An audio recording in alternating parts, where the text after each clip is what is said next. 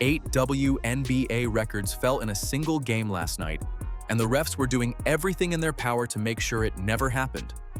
Toronto came in physical, the whistles were flying Indiana's way, and it looked like someone was trying to write a different ending to this story. But nobody told Sophie Cunningham. She caught fire in the second half, buried 4 straight threes, and by the time the dust settled, the Fever had dropped 113 points on the tempo, their highest score ever in a regulation game, and Caitlin Clark had rewritten the history books again. Show Caitlin and Sophie some love down in the comments by commenting CC and Sophie record breaker. Cunningham, sidestep, 3 more! Sophie Cunningham, pick it up right where she left off with a 3-ball to beat the first quarter buzzer. Rocket, no rim, all net. Cunningham has been breathing fire. Her energy, her effort as a sister. Sophie's one of the ones that you want to look to for a lot of stuff. Just really proud of her. She works really hard and somebody that we need down the stretch for sure. Say closer, because that's where your nickname's gonna be. Wow. Sophie Cunningham, take a bow. Whistle do the rest of the work, and early on that plan actually had some teeth. Marina Mabrey set the tone from the jump. Her physicality and dirty plays have always been a challenge for this Fever team, and she played the entire game like she was daring the refs to call something. At one point, she drove into Caitlin Clark, used her forearm and elbow to push through, and no foul got called on the play. Later, she pushed Sophie Cunningham off her spot, which actually created a fast break the other way for Indiana, but the pattern was clear. Mabrey was initiating contact on almost every possession and getting the benefit of the doubt from the officials while she did it. This is where it all starts. Marina Mabrey pushes Lexi Hall. A full push. Caitlin Clark would have been called for a offensive foul and received a turnover, but not Marina Mabrey, multiple times this game. And then how does Lexi Hall get elbowed in the back on a screen and they call a foul on Lexi Hall? 6 threes, 24 points, and a plus-minus of +26. That was the best number in the entire game. That's what Sophie Cunningham put up off the bench against Toronto. And if you weren't watching her specifically, you probably missed how completely she took the game over in the second half. Cunningham came in the way she always does. No announcement, just ready. But she'd been building towards something like this since getting a shot in her elbow that had been bothering her. She talked about it after the game, admitting she'd been struggling with it, but that fixing it let her start trusting her shot again.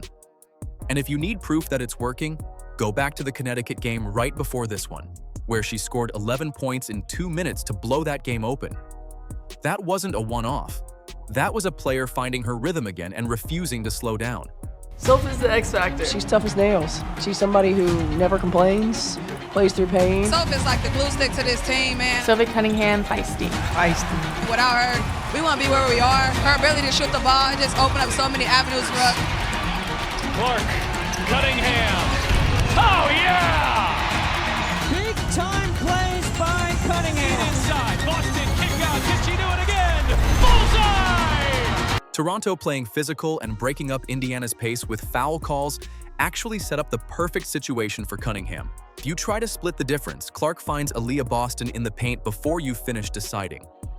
There's no correct rotation, and Cunningham is the reason for that because she shoots at a percentage that makes leaving her open completely indefensible. Clark, Cunningham. Oh, yeah! That's an assist in the book for Caitlin Clark, but that's an assist for KK Timpson for running the floor hard. She draws the gravity and defense away. Her 83.4% true shooting percentage leads the entire WNBA to start this season, a record for the season. And that number covers threes, twos, and free throws together, so it's not inflated by one-shot type. She finished 8 of 11 from the field with 6 threes, and her shots were barely touching the rim on the way through, which is the kind of efficiency that makes opposing coaches genuinely frustrated. The 24 points set a new career high for her as a Fever player, and the fact that she did it in 24 minutes off the bench means she's not even logging starter minutes to get there. When Cunningham played, Indiana outscored Toronto by 26 points. That number alone tells you more than any individual highlight reel could, because it means every possession she was on the floor, the Fever were pulling further away. 9 assists by halftime. Let that sit for a second, because Clark also tweaked her knee early in the game and was still running the Fever offense like she had the whole thing memorized before tip-off. Clark, low cross, behind the back, no look, Timpson with the finish!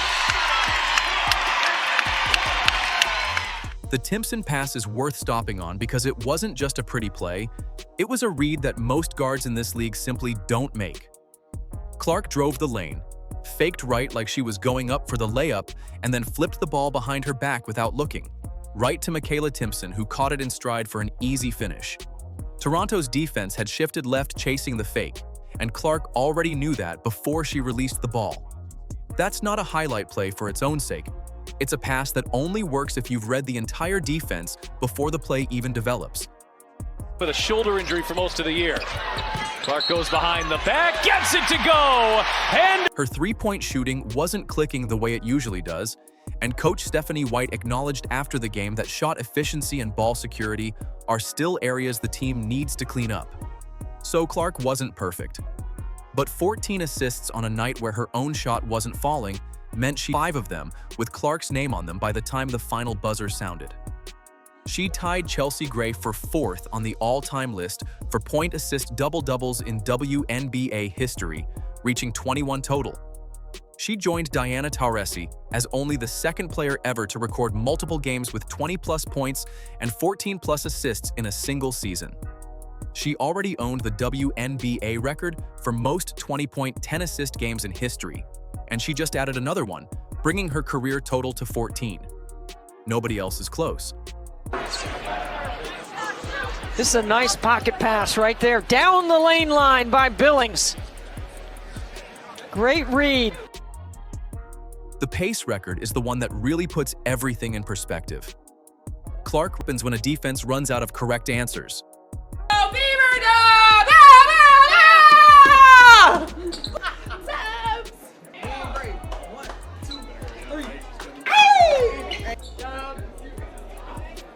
Shout out to girls, another dub. You know what the towel stands for? Dub City! That's a dub. We love it. Woo! Sophie for president. Good. Dub! Aaliyah Boston's 18 points and 11 rebounds were quiet in the way that interior work usually is. And every player on the floor shoots at a percentage that defenses have to respect. The 22-point final margin tells you Toronto ran out of answers well before the buzzer. 8 records and a franchise scoring night tend to make for an interesting locker room, and what came out of that post-game press conference was worth paying attention to. Oh, what a night for Sophie Cunningham. 6 of 7 for 24 points. Sophie, just describe what this place feels like when you're knocking down those type of hits. And you know, we have to just protect home court, and tonight was my night. It was a lot of people's nights. I think we had great pace. We picked up defensively, which was really nice. And when we set those high jacks for C, it just opens the court for everybody. So I'm just proud of our whole team. I think we really dialed in tonight. Total control of the second half. We haven't seen much of that this season. What did it take for this team to hold that lead? Coach Stephanie White walked into the post-game press conference after a fetch. Some people watching the press conference felt she deliberately avoided praising Clark's 14-assist performance, which, fair or not, says something about how high White has set the bar for what a good game actually looks like for this group. And then with Caitlin, she didn't shoot that great tonight, but what did you think of the overall floor game and her ability to still affect the game positively with 14 assists and just setting the table? I thought it was really good. She did a great job of finding her teammates. Again, her pace. You can tell she's got her burst back.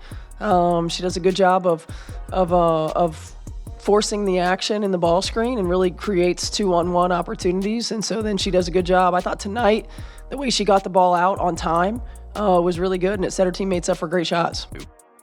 For myself to be able to have a signature shoe, she told the room, and for young boys and young girls to hopefully want to wear it and be able to put it on and dream, you don't have to be a basketball player, but dream to achieve whatever you want. A 21-point, 14-assist night combined with a Nike shoe launch building toward a specific date created a media cycle that ran well past the final score. Cunningham's post-game reaction matched her personality perfectly. She credited the elbow PRP shot she'd received for letting her trust her release again, explaining, just having a little bit of struggle with my elbow, but really did get that fixed, and now I'm starting to strain my shot a little bit. And then immediately pivoted to the team, adding that Indiana is just starting to catch a little bit of rhythm.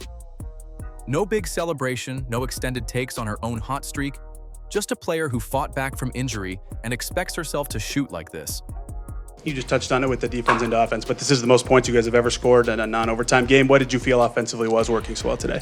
Our defense. I think our pace was key tonight. Defensively, there was great communication. We followed our scout, and when we didn't, we had great communication of how to get it back. And so I really do think we kept them one and done for the most part, and we got to run in transition. And so I think when Kelsey's getting the ball, when CAB is getting the ball, it opens up for everyone else, and hopefully we can continue this.